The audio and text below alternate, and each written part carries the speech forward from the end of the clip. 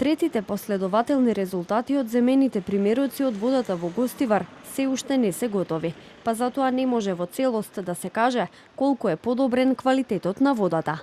Од Општинскиот кризен штаб за телевизија 24 потврдија дека се уште ги чекаат резултатите според кои ќе се одлучи кога гостиварци ќе добијат питка вода. Трите поред резултати не се готови и затоа нема ништо ново. Здравствените власти пак велат дека квалитетот на водата е драстично подобрен и веднаш штом се добие подобрена анализа, проблемот со водата во Гостивар ќе се реши.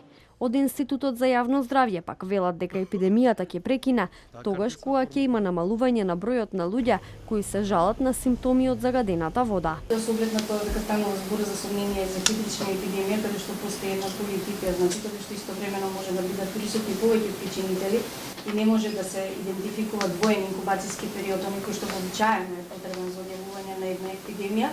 Значи ќе се одлучи врз основа на бројот на случаевите, ниското ниво за еден одреден временски период и некаде просекот од тоа што најчесто е изолирано од причинителите кои што се изолирани во културите пациентите кои што ги остави. Во меѓувреме ситуацијата во Гостивар и денеска не помина без политички реакции. Од СДСМ и денеска ја обвинија власта дека 5 недели не може да се справи со проблемот со загадената вода во Гостивар. Уште поалармантно е што според информациите кои стигнаа до нас, има случаи на реинфицирани граѓани, луѓе кои повторно се затруени и заболени. Ова е сериозен аларм дека ризикот не е отстранет и дека изворот на труењето се уште не е ставен под контрола. 5 недели Гостивар е отруен.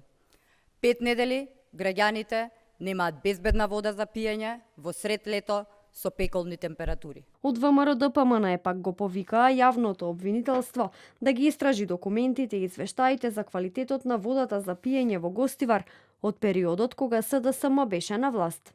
За периодот додека биле на власт има извештаи кои јасно укажуваат дека водата во Гостивар не била со соодветен квалитет. Во тој период актуелното раководство на СДС, како Венко Филипче и Рената Младеновска, молчеле. Филипче, како министер за здравство, и Рената Младеновска, како директор на Државниот санитарен и здравствен инспекторат, не мрнале ни со прст по ниту еден извештај за неисправноста на водата во Гостивар. Испитувањата паралелно се вршат во 3 лаборатории, а мостри се земаат од 7 локации во водоводната мрежа. Гостиварците можат да ја користат водата за пиење и подготвување храна само кога ќе се добијат 3 последователни добри резултати од анализите што секојдневно се прават. Водата во Гостивар е забранета за пиење од 17 јули, откако надлежните утврдија дека пумпи 22 дена внесувале вода со фекалии во градскиот водовод. Од 19 јули е прогласена епидемија, а на 21 јули владата прогласи 30-дневна кризна состојба во градот.